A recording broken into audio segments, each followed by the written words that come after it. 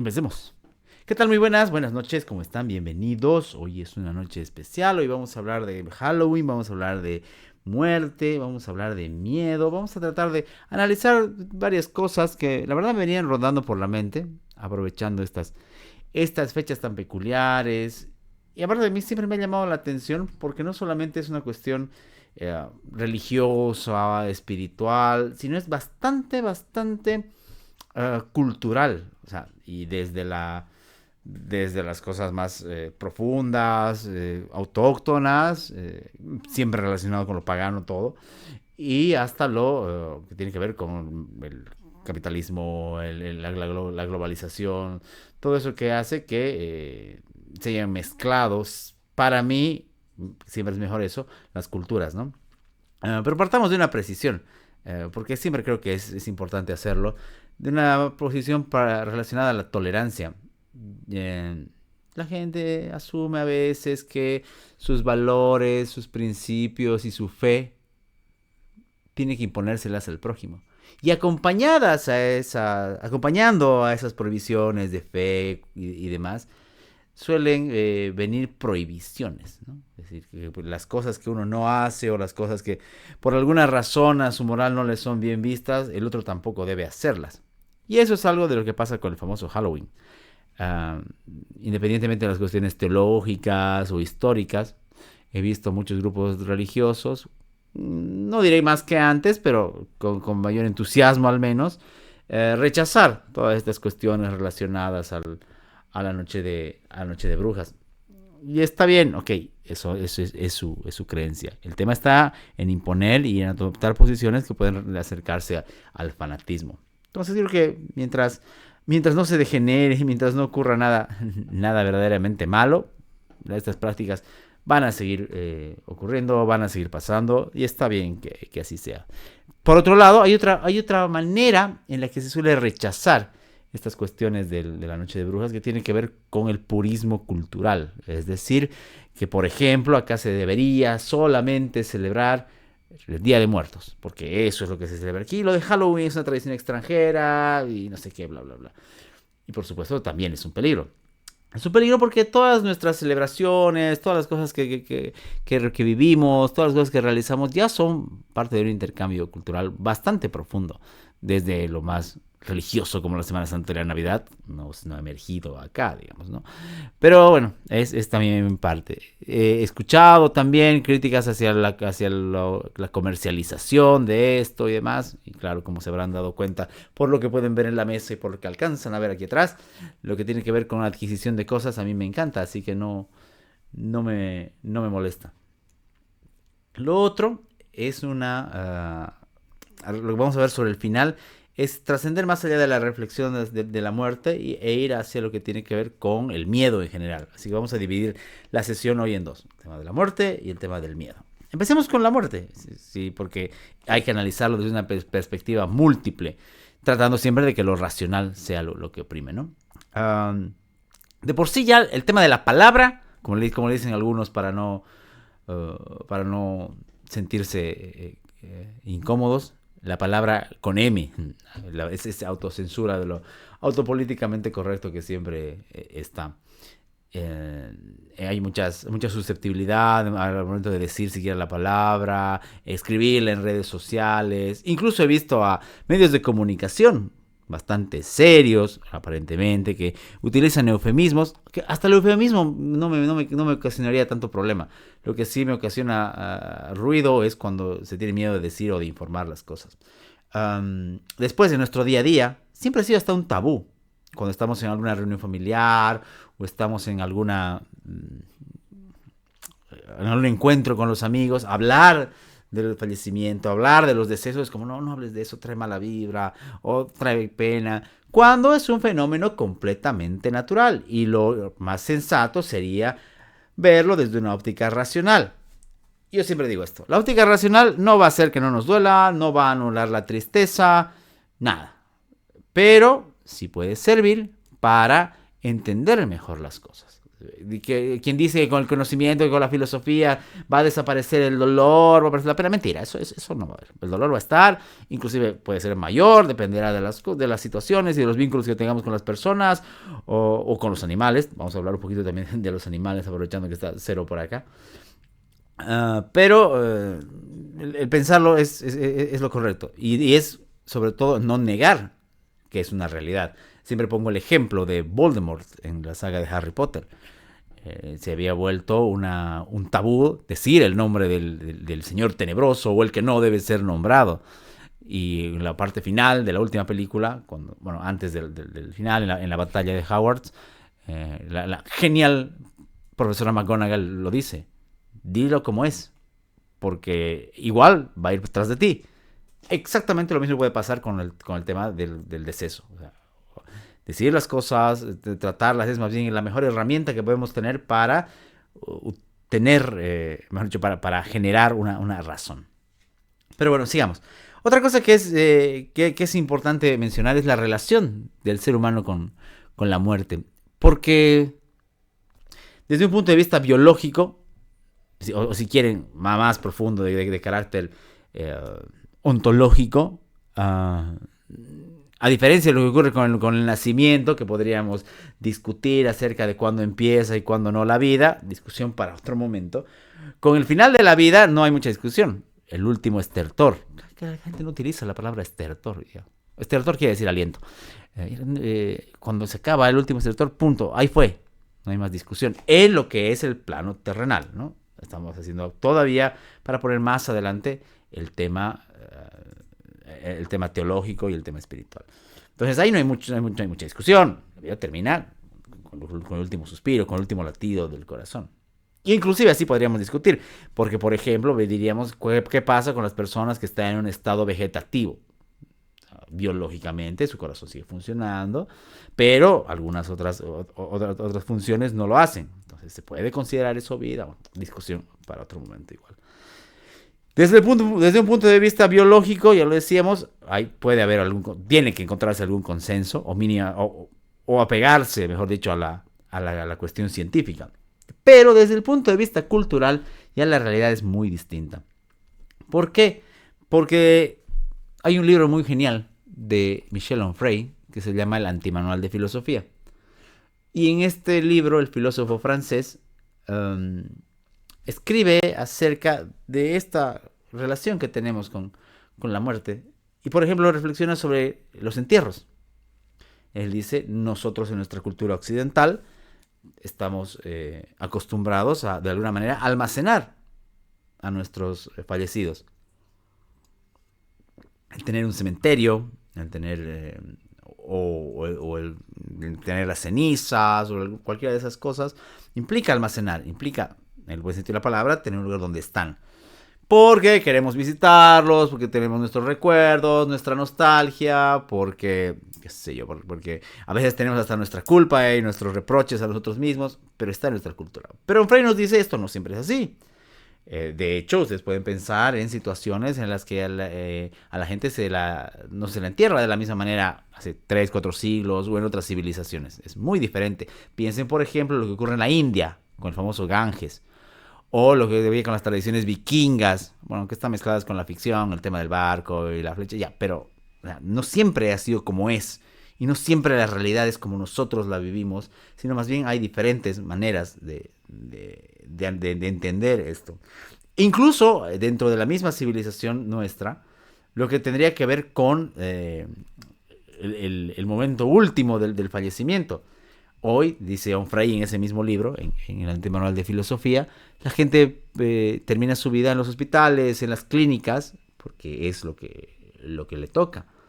Antes no, antes se solía acompañar al enfermo hasta su último momento en la casa, esperando que lo tenga en su cuarto, rodeado de las personas que quiere. Entonces, no es siempre igual, hay transformaciones ahí. Desde un punto de vista político, igual, hay una especie de, llamémosle político, jurídico y social, pongámoslo en una sola medida. Hay una relación de protección muchas de las cosas que hemos desarrollado como civilización tienen que ver con ir contra aquello que amenace nuestra vida. Protección de derechos, sistemas políticos, códigos morales, éticos. Al final lo que buscan es frenar, reducir las amenazas para nuestra existencia. Entonces, nuestro afán civilizatorio ha ido ahí. A nivel científico también. No solamente frenar la muerte, que eso evitarla es imposible, pero sí frenarla y alargar la vida. Hoy vemos como algo normal que una persona llegue a los 70, 75 años, siendo que la esperanza de vida hasta hace unos cuantos siglos era mucho menor, 45, 50 años como mucho. Hoy casi se ha duplicado, si comparamos, duplicado si lo vemos con siglos atrás. La longevidad de las personas es mucho mayor. Claro que obviamente eso depende de los países y a nivel individual de la alimentación, la salud, la genética, por supuesto, pero en promedio vivimos mucho más. Y no solamente vivimos mucho más, sino que tratamos de vivir mejor. Ya en los achaques de la edad, que es otro tema del que vamos a hablar, la vejez y la edad en los siguientes minutos, hay una inclinación a hacer que estos dolores, que estos malestares sean menores. Entonces, científicamente también hemos ido contra este tema de la muerte.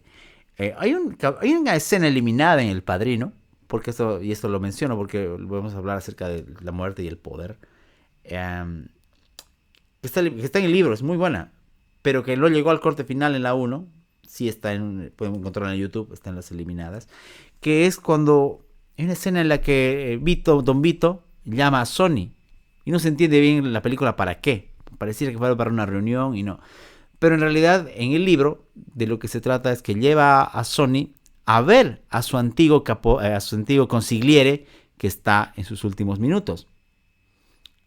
O sea, el puesto que ocupa Tom Hagen en la saga, en realidad cuando inicia Don Vito su recorrido lo ocupa otra persona. No recuerdo el nombre, se me fue. La cosa es que en la escena van al hospital y el hombre está en sus últimos suspiros, efectivamente. Tiene una enfermedad tremendamente dolorosa, porque es lo que se da a entender. Y le pide a Don Vito y le dice, tú que tienes tanto poder, tú que lo puedes hacer todo, haz que esto pare, le dice. Claro, y Don Vito se queda así como que, no puedo. O sea, todo mi poder, todo mi dinero, todas mis influencias no sirven contra esto, no alcanzan para frenar algo como tu fallecimiento. Hasta aquí llega mi poder. No lo dice, pero así lo piensa, ¿no? Y de repente esto nos pone en una situación importante, o sea, porque al final vuelve a verse lo que se conoce como la gran aplanadora. No hay individuo que pueda escapar de esto. No hay. En su maravilloso, pero a la vez triste libro, Miguel de Unamuno, me refiero al libro del sentimiento trágico de la vida, este filósofo español, escribe eso, que el ser humano desearía tener de alguna manera inmortalidad. El tercer o cuarto capítulo se llama El deseo de inmortalidad. Dice, ¿no? Desearíamos poder vivir más, poder frenar este último momento, pero no se puede.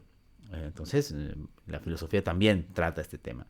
Y lo decía hace rato, lo trata no solamente desde la óptica individual, sino también desde la óptica social. Cómo repercute en nuestros actos, cómo condicionan nuestros actos, todas las cosas relacionadas al fallecimiento, a la muerte. Por ejemplo, hace unos años reflexionábamos con un grupo de amigos acerca del orden, y en un ensayo yo escribía, hay una especie de, no digo obsesión, pero sí deseo del ser humano de tener lo que se llama un orden final, por la clásica, ¿no? Quiero antes de irme dejar todo en orden, dice, ¿no? Como cuando uno se va de viaje, pero esta vez de un viaje sin retorno.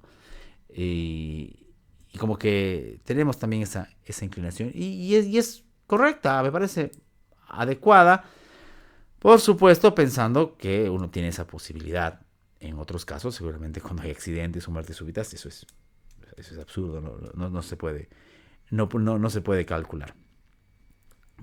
Otra faceta que vale la pena comentar cuando uno está reflexionando, aprovechando este Día de Muertos y demás, es la faceta espiritual. La vemos espiritual religiosa. Porque es la que para mí cambia las reglas de todo. Yo no soy un creyente, pero hay que admitir que esto ha cambiado las reglas. ¿Por qué? Porque se supone que si uno que si las cosas no se terminan acá, que si no se terminan después del último latido y hay algo más en otro plano, tal como la gran mayoría, por no decir todas las religiones afirman, nuestro comportamiento va a ser diferente. Nuestros condicionamientos de lo bueno y de lo malo que hagamos van a ser diferentes. O sea, es lo mismo decir, aquí en la tierra vas a pagar o vas a tener tu recompensa, algo que puede ser comprobable de acuerdo a la justicia humana o de las consecuencias de nuestros actos, a decir, no, en el cielo o en el infierno vas a pagar. Y ahí creo que, por eso les decía que ese tema de la religión cambia por completo las reglas del juego ahí. En fin, creo que es un tema mucho más importante, mucho más profundo para tratar. Pero antes de cerrar el tema de la muerte como tal, me gustaría hablar un poquito del arte. Hay un video de La Mancha de Rolando, así se llama el grupo argentino. La canción se llama Arde la Ciudad. Y en los primeros fotogramas de Arde la Ciudad aparece una frase escrita en una puerta. Se la atribuyen a Nietzsche, pero no he logrado encontrar la cita como tal, así que voy a ponerla como algo apócrifo por ahora. Pero la cita es muy buena. Dice, tenemos el arte para defendernos de la muerte. Y es buena esa cita. Por supuesto, biológicamente no la vamos a frenar.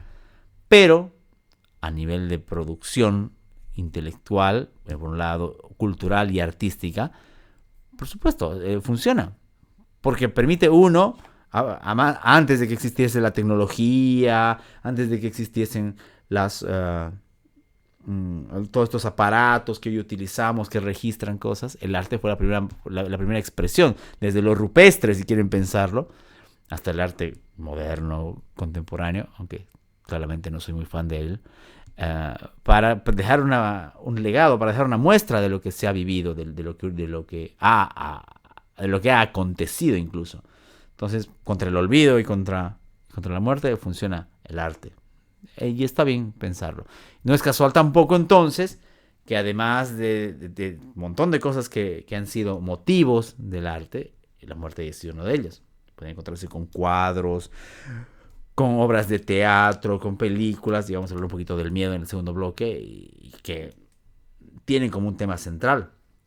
No solamente la de la muerte ajena, sino la muerte propia y hasta la autoeliminación. Tema del que seguramente se podría hablar, no sé si en este espacio, porque ya sabemos lo quisquilloso que se pone a veces este portal para quitarnos algunas palabras, pero ya saben a lo que me refiero. Entonces eso es la primera, lo que teníamos para la primera parte, hablar acerca de lo que representa esto, siempre con estos condimentos, ¿no? Ustedes hoy verán con la globalización, por ejemplo, cómo se ha extendido el tema de esas tradiciones mexicanas. Y me topaba el otro día con una publicación de esas raras, ¿no? Que decía, lo peor que pueden hacer en este momento es copiar las costumbres mexicanas. Y porque México está así como está por esas costumbres del Día de Muertos, ¿no? Ya no es Todos Santos, es Día de Muertos. Y uno se queda así, ¿en serio? ¿Le atribuyen a eso todos los males de una sociedad? ¿Tan bajo está el nivel? Pero bueno, en la realidad, por supuesto, esto sirve para no vivir en una burbuja, para entender cómo culturalmente, lo que decíamos hace rato, se vive y se asume de modo muy, muy distinto. Para no ir tan lejos, no pensar en México o pensar en el viejo continente o en Asia, simplemente vean las diferencias que pueden existir entre los entierros en una ciudad, los velorios en una ciudad, el tema del velorio es algo interesante, o lo que puede pasar en un pueblo pequeño, el luto, la procesión fúnebre, todo eso es, si lo comparamos de una cultura a otra, tiene altísimas diferencias. En el extranjero, de Albert Camus, cuando perece la madre de Mersault en la primera página, de hecho en la primera frase. El libro arranca así: hoy ha muerto mamá. En el primer capítulo se narra cómo en este lugar de Argel, donde hay mucho calor, por ejemplo, tenía el mismo calor que atormenta a Mersault. Se cuenta cómo tendría que hacer la procesión fúnebre a pie las personas. Nada de autos, nada de eso. Hoy se estila hacerlo en autos. Es difícil pensar que, por ejemplo, si usted vive en el séptimo anillo del norte y va a enterrar a alguien en la cuchilla o en el centro, va a caminar todo eso. Eso no, ya sería imposible pensar. Nuestras sociedades, nuestras ciudades grandes ya nos dan otro tipo de realidad ahí. Habrá una caravana de autos, habrá una seguidilla tal vez, pero ya no, ya es muy diferente. Como les decía, comparar con los pueblos de un mismo país, de un mismo departamento, está bueno, sí, sirve como ejercicio. Y bueno, ya pasando a la segunda parte, que tiene que ver con el miedo, algo muy relacionado también a estas fechas. El miedo es un tema muy interesante. Debo decir que es uno de los temas filosóficos que me apasiona, porque se despliega en tantas formas, en tantas facetas, en tantas cosas que hay, que uno no terminaría de enumerar los tipos de miedo o las cosas de las que tiene miedo a uno. Seguramente una de las primeras sería de lo que veníamos hablando hace rato, el miedo a la muerte. Por supuesto, es un tema ni siquiera filosófico, es un tema de autopreservación. Buscamos cuidarnos, buscamos preservar nuestros reflejos, aún así no lo querramos, nos invitan a eso. Si está cayéndome una piedra o está llegando un objeto, automáticamente sin pensarlo hacemos este gesto, nos protegemos o nos agachamos. Eso es el instinto de autopreservación, está ahí en nuestra carga genética y no hay cómo quitárnoslo. Entonces ese es el primer factor, es un tema de defensa contra lo externo. Y es bastante peculiar, ¿no? Porque a pesar de que está en nuestro intento de protegernos de los otros o de las amenazas, el miedo también es algo lo que al ser humano le gusta, extrañamente. Consumimos, ya lo veremos sobre el final, contenido que nos da miedo, la adrenalina, los deportes extremos, situaciones riesgosas, distintos peligros, nos gustan. Provocan en nosotros sensaciones que las cosas comunes, normales o cotidianas no hacen. Entonces creo que también por ahí va este gusto que tenemos a veces por el miedo. Es como cuando dicen, ¿no? ¿Por qué ves esta película si te está provocando terror? Si por ahí no te va a dejar dormir. No, porque me gusta esa sensación. Es como comer demasiado picante, ¿no? Sabemos que nos hace mal, sabemos que le transforma el sabor a las cosas, pero aún así nos gusta. Entonces creo que ahí el miedo se puede volver no solamente una tentación, sino hasta una adicción. El miedo también funciona como una condicionante de nuestro comportamiento, por supuesto. Los castigos, el sistema de... Ni siquiera hablando del sistema de premios, sino el sistema de castigos funciona así. Alguien ve que, por ejemplo, hay una ley que sanciona con 30 años una actitud. O sin ir a la cuestión penal. Alguien ve que en un curso de estudiantes se ha expulsado a uno de ellos. El resto siente miedo. No es necesario aplicarles el castigo. Ya sienten el temor y el comportamiento queda condicionado. Ahí tenemos, nos digo, igual otra herencia humano-animal. Por al final, ¿qué somos? Sino animales semi-evolucionados algunos. Ustedes vean un perro al que por alguna razón lo golpean y después de un tiempo no es necesario golpearlo. Ya está condicionado. Pavlov con la célebre campana explicó ya muy bien eso. Lo mismo los seres humanos. Vean un niño al que sus padres le gritan, lo amenazan o lo castigan. Ya el niño sabe que con una mirada ya condiciona su comportamiento. Esto no quiere decir que esté bien. Pues seguramente hay otras maneras, pero es una realidad que también hay que tomarla. Entonces es una cuestión también evolutiva. No, digamos evolutiva, eso no lo llamaremos evolutiva, sino lo llamaremos una cuestión conductual, el tema del miedo. um, nosotros mismos eh, adquirimos diferentes tipos de miedo a medida que vamos creciendo. Por ejemplo, un niño de 5 años o hasta un adolescente de 13, si no conoce lo que son las carencias, por ejemplo, no le va a tener miedo a la pobreza, porque sencillamente no tiene conciencia de lo que es la pobreza. Ha recibido todo de sus padres o ha recibido gran parte de las cosas de su familia, no tiene miedo a la pobreza. Alguien que, por ejemplo, ha tenido cierta salud durante toda su vida, no le va a tener miedo a enfermarse. Pero a medida que pasen los años, aparecerá la vejez. Y ese es otro miedo que carcome, el miedo a envejecer. Hace rato estábamos con unos amigos conversando y alguien decía, más que miedo a la muerte, tengo el miedo a la vejez.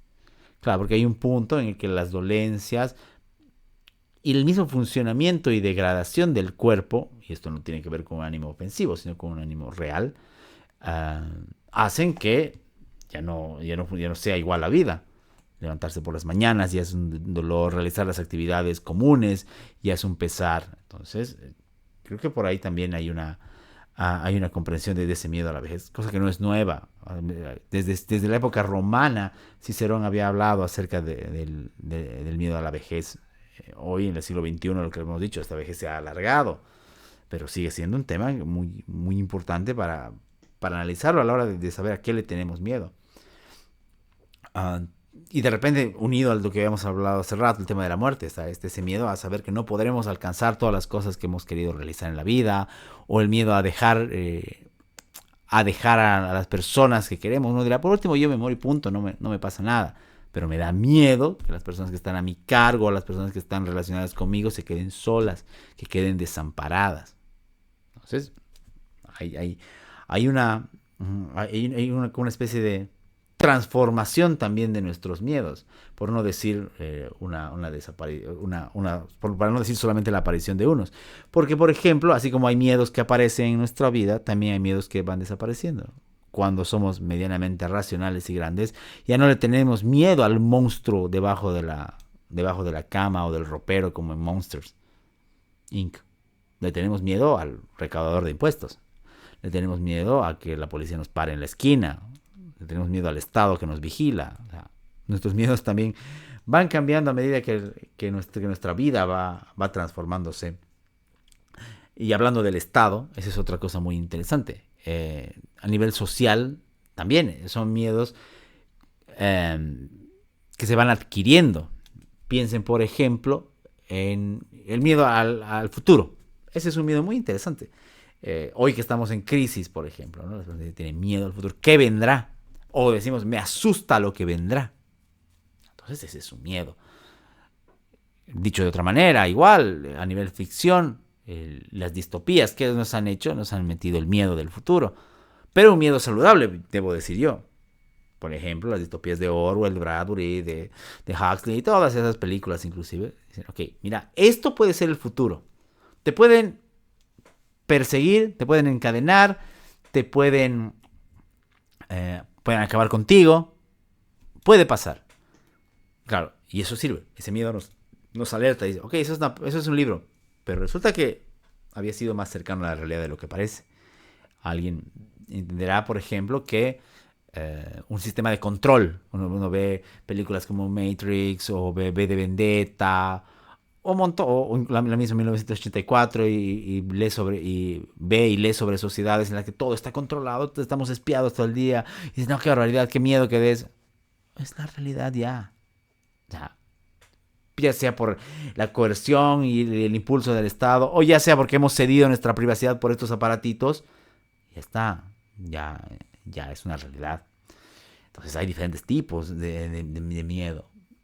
Incluso en la vida social. Dice, no, hoy tengo miedo de hacer tal cosa, tengo miedo de invertir. Con todo esto de la crisis, ¿no? Difícilmente una persona hoy se va a arriesgar en esta situación a emprender de una manera muy grande. ¿Por qué? Porque ese temor está ahí. Y se respira. Cuando decimos se respira, no decimos que se hace en el sentido literal de la palabra, es un sentido figurativo. Cuando, por ejemplo, hay a veces elecciones, o hay paros, o hay diferentes tipos de crisis, la sociedad misma se siente aprensiva, se siente nerviosa. Entonces, ese miedo social existe también, ¿no? Entonces, y repercute, por supuesto, ¿no? Repercute también en lo que somos, en lo que invertimos, en el movimiento económico, etcétera, etcétera. Entonces, vale la pena también pensarlo de esa manera. Y finalmente, ahora sí, ya para ir cerrando la conversación de hoy, para que no sea muy larga, el miedo, como decía hace rato hablando de la muerte, pero esta vez hablando del temor y demás, ha sido y es una de las principales herramientas para crear contenido. Y cuando me digo contenido no me refiero a esto, digo contenido en general.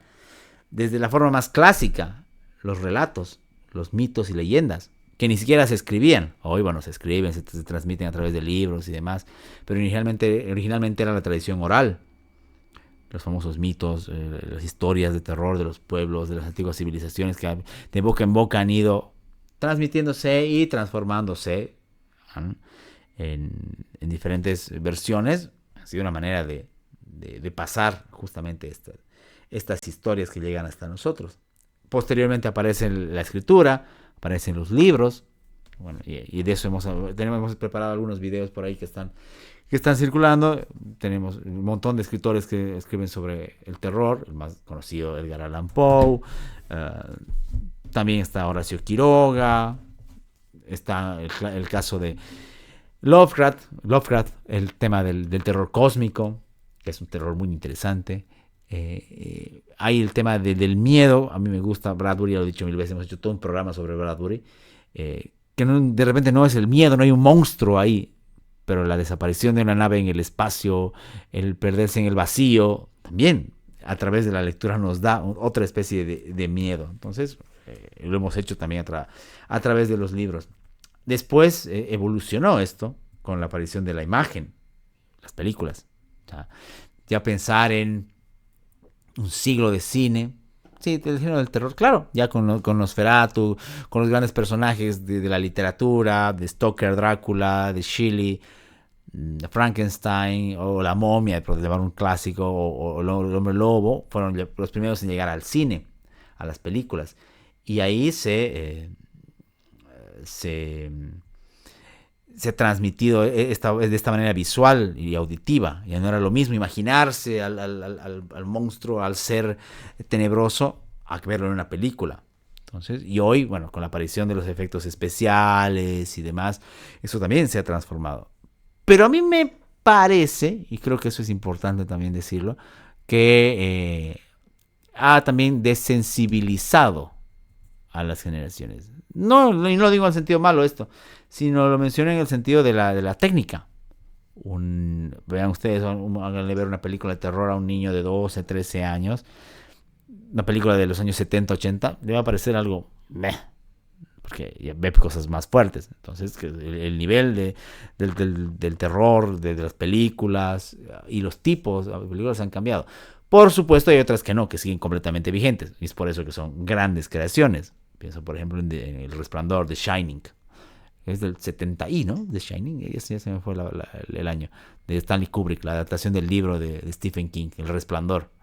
Han pasado décadas, pero está tan bien hecha que sigue transmitiendo miedo. El Exorcista, o sea, esas obras son buenas por eso. Pero hay otras que, claramente, como mucho contenido, no ha envejecido del todo bien.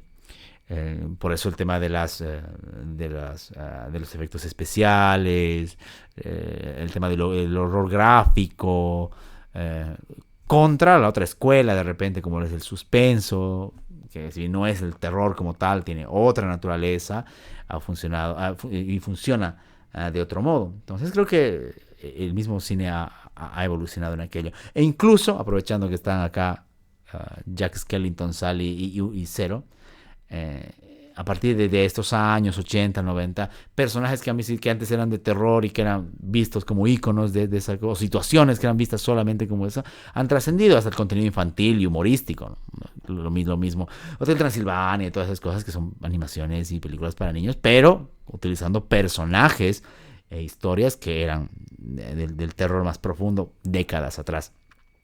Entonces ha cambiado. Las mismas historias de zombies, por ejemplo. Originalmente, si uno ve La Noche de los Muertos Vivientes, véanla, es muy buena. Posiblemente la primera película de zombies. Sí buscaba aterrorizar. Hoy las películas de los zombies tienen más un carácter de supervivencia, de acción. Entonces, acompañando a la cultura, acompañando a la transición, ha habido un cambio. Bueno, e incluso ha habido la transformación de los formatos. Y justamente me pregunta Will, ¿cómo estás, querido hermano? No la vi la última. Creo que es la de Guillermo del Toro. ¿A esa te refieres? No la vi todavía. No soy muy seguidor. Pero la voy a ver. Actúa Oscar Isaacs, creo, ¿no? Que está en su auge. O sea, le aparece en todo Oscar Isaacs. La voy a ver. ¿La pudiste ver tú? Me cuentas si la ves. No la vi todavía. Pero ese es un tema hablando de eso, ¿no? Cómo estas figuras igual han buscado actualizarse desde lo más extraño y raro, como los vampiros brillantes de Crepúsculo, hasta estas otras figuras como Frankenstein que siguen apareciendo. En su momento fue La Momia, aunque fue una película más de acción que de terror, pero que no desaparecen. Y como las grandes historias, los grandes personajes, las grandes figuras están ahí por algo llaman. Algo se ha metido en el chip de cultural de que están ahí. Y claro, y hablando de eso, de los contenidos, justamente ahora con las plataformas, con el streaming y demás, ya aparte de las películas tenemos las series. Si uno piensa en series de terror, no creo que a partir de los 90 80 quizás, había cosas de suspenso, había algunos programas que tenían que ver con ese tipo de ideas, como la zona, ¿cómo era? La zona fantasma era uno, el otro, ¿cómo era? El que siempre me dices que vemos, el del blanco y negro, el del terror a metro y medio, el del monstruo, ahí se me fue, ahí no me acuerdo el nombre. Eh, pero siempre ha habido, pero series de terror no recuerdo tantas. Me acuerdo, por ejemplo, um, Cuentos de la Cripta o Goosebumps, cosas así bastante ligeras. La Dimensión Desconocida, eso era lo que decía. Pero terror como tal, eh, creo que ha cambiado. Las series, por ejemplo, ahora justo hace ratito veíamos el tráiler de la temporada final de Stranger Things. Claro, es un terror, pero a la vez es acción, pero a la vez combina elementos de la cultura pop.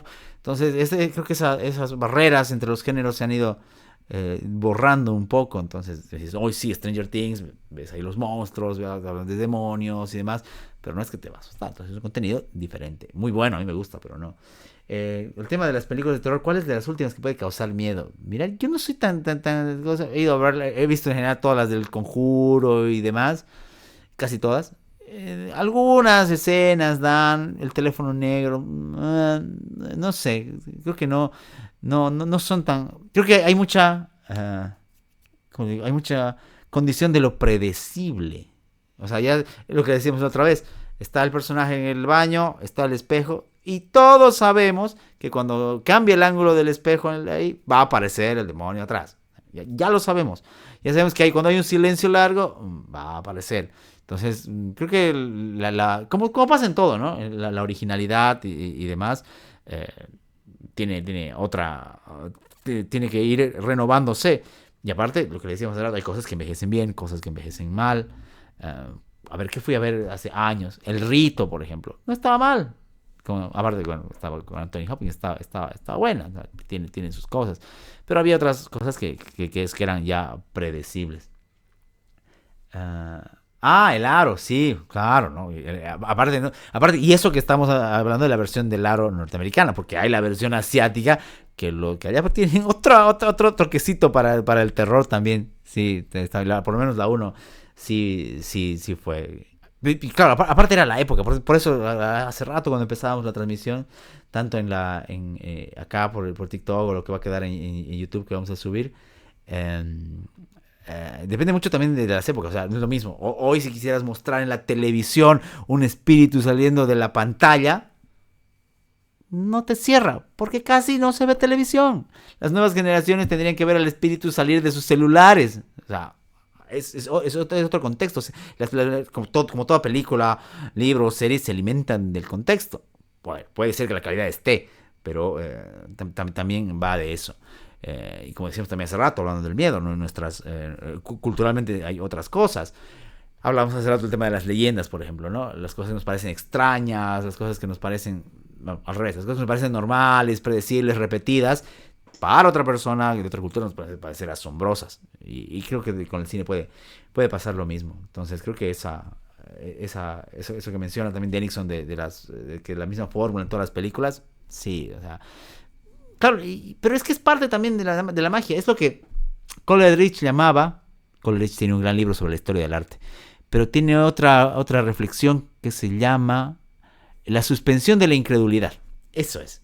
Y aplica no solamente para el terror, aplica para cualquier tipo de cosa que veamos. Coleridge dice que tengo que ser capaz, cuando veo algo en el cine sobre todo, de suspender mi incredulidad.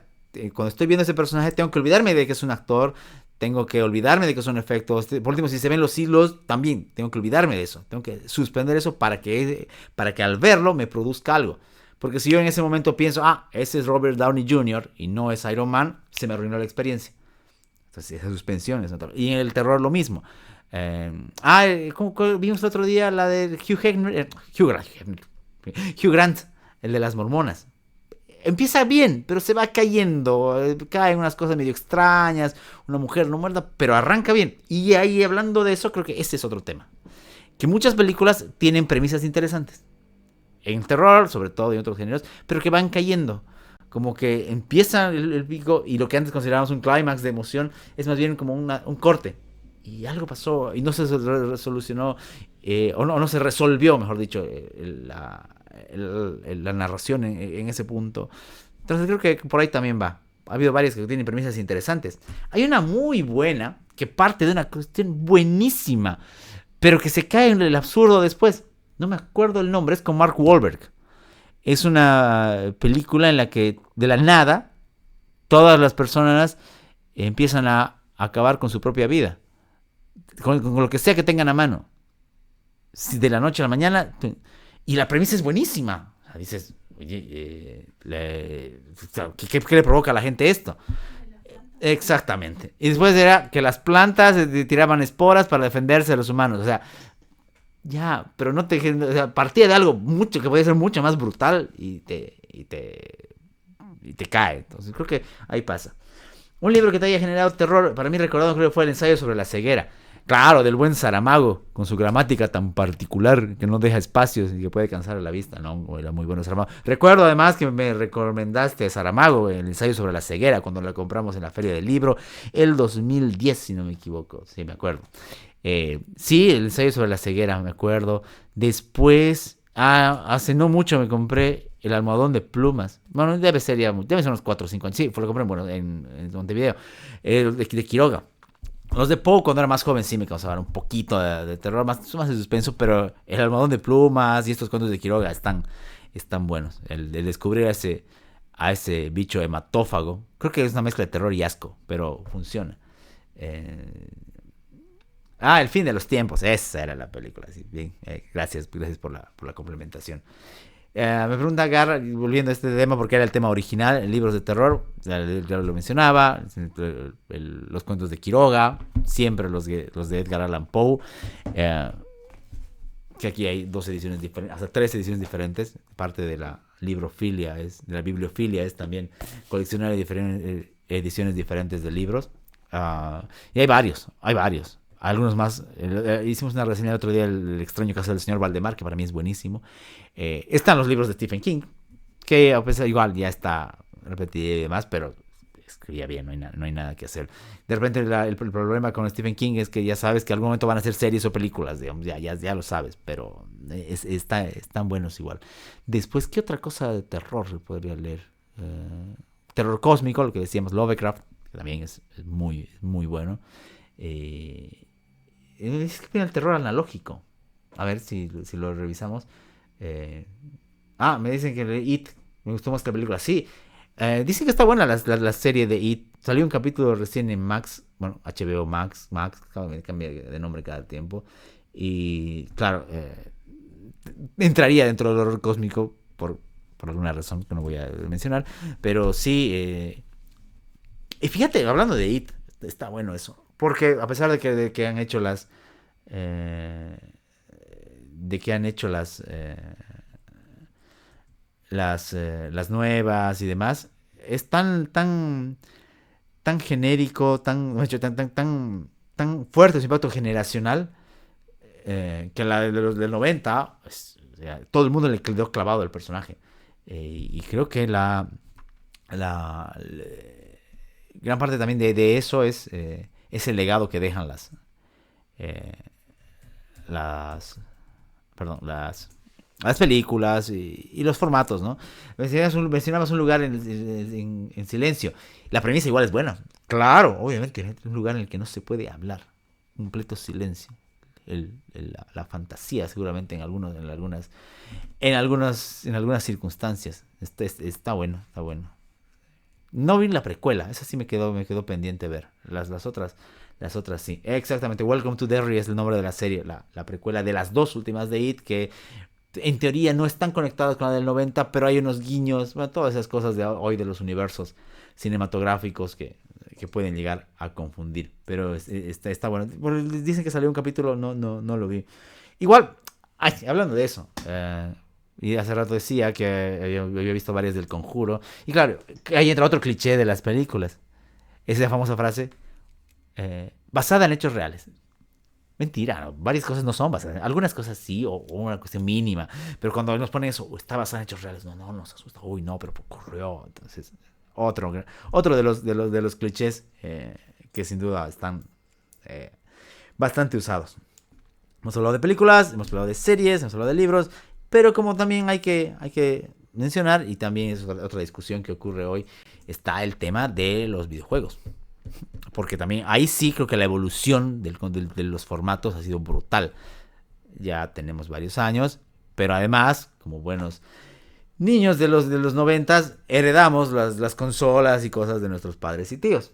Claro, y había un juego que supuestamente en los 80, 70 era de terror, en Atari. Haunted House, Haunted Mission, Haunted House creo que era. Eran 4 píxeles locos que se movían. No, porque era el formato del Atari, eso, no tenía para más. Y ese era el formato, ¿no? Después aparecen el PlayStation 1, aparece el PlayStation 2. En el 1 ya aparecen los juegos de Resident Evil, horriblemente adaptados al cine y a las series.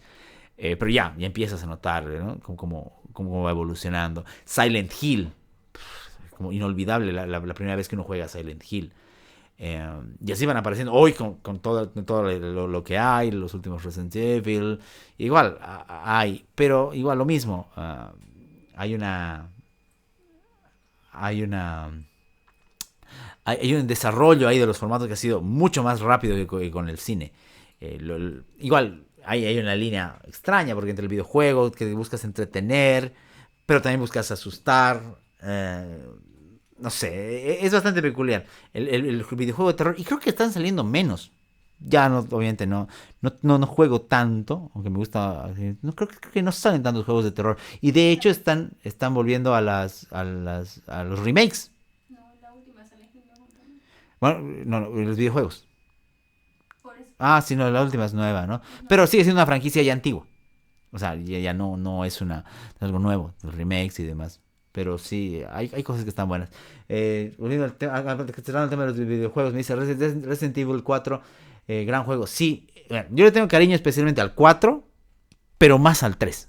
El tema del Némesis para mí es central. Lo jugué en PlayStation, lo jugué en computadora. Esa escena del Némesis persiguiéndote y para la época con una gran inteligencia artificial, porque el tipo sabía por dónde te ibas a mover, las decisiones iban a afectar tu desarrollo del juego. Era bastante bueno. Dice, volviendo a los clásicos, pues, Viernes 13, claro, otro personaje icónico, Jason.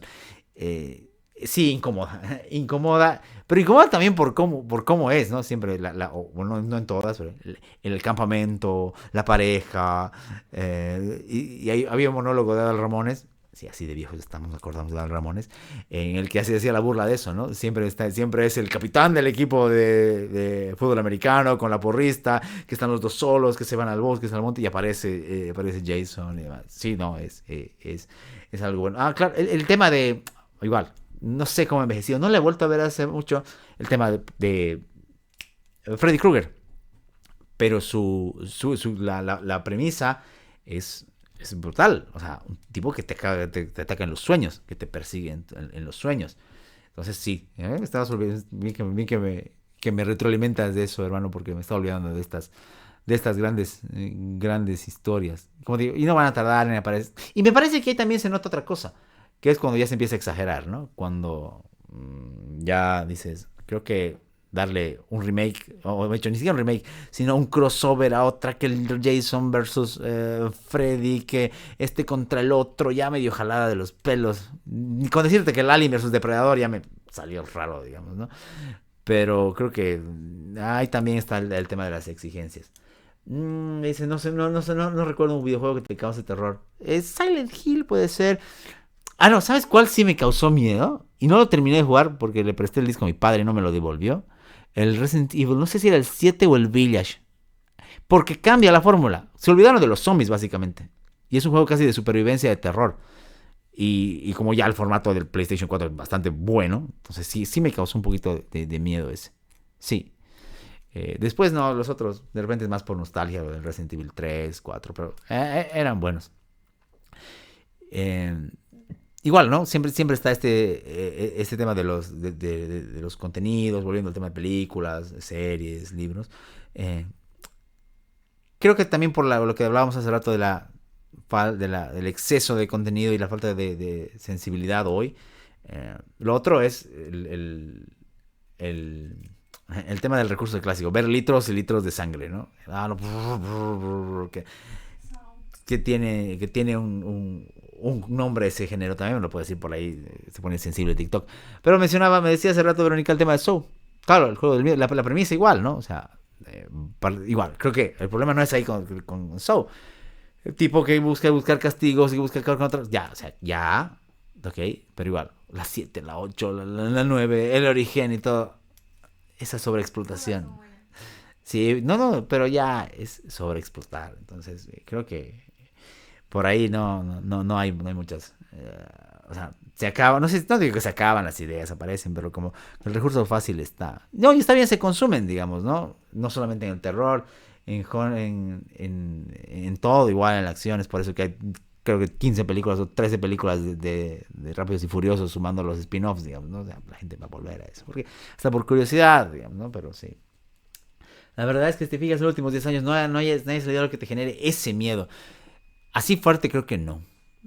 No, o sea, la sensación de verdad quedarte pensando en algo. Y creo que lo podemos poner así. Salvo Annabelle, que no es que te dé miedo, pero tiene algo, esa muñeca fea. No hay un personaje icónico. O sea, y aún así, creo que de aquí a 10 15 años no se va a acordar tanto de Annabelle. Como si nos estamos acordando de Slenderman, de Freddy, de Jason y demás. Entonces, es así. Las películas y los contenidos en general creo que ya no aspiran tanto a lo duradero. O quizás me equivoco, digamos, ¿no? Quizás de aquí a 10 15 años estamos viéndonos en una otra realidad virtual y me equivoco, pero hay eso. Parecería que solo se trata de mostrar litros de sangre. Es lo que te decía. El recurso, ese es uno, o los clásicos. Me olvido el nombre de ese efecto de sorpresa y demás. O la clásica: ves el niño que ve bajo la cama, sabes que debajo de la cama va a haber unas manos, lo sabes. Y aún así, puede seguir asustando un poquito ese rato, pero ya no genera. Sí, la trilogía de la monja está en ese género. Creo que hay otra cosa. Y hablando de la monja, porque ahora recuerdo que la vi recientemente. Creo que el tema con esas películas no es que no te dé miedo, es que buscan el miedo muy puntual. Es decir, la monja saliendo del cuadro, o sea, esa parte sí, uy, ya. Pero de ahí a que toda la película estés atrapado con eso, o que digas qué desarrollo tiene, o que no sé, creo que no va por ese lado. Y siendo que hoy hay recursos técnicos de mayor, de mayor fuerza para aquello, ¿no?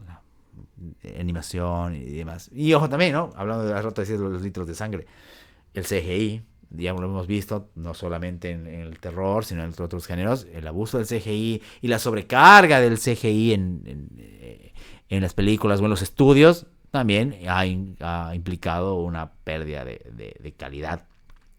Pero creo que va por eso. Hay una... ¿Sabes qué vi? No digo que me dio terror, pero sí me gustó. Hablando de series de terror.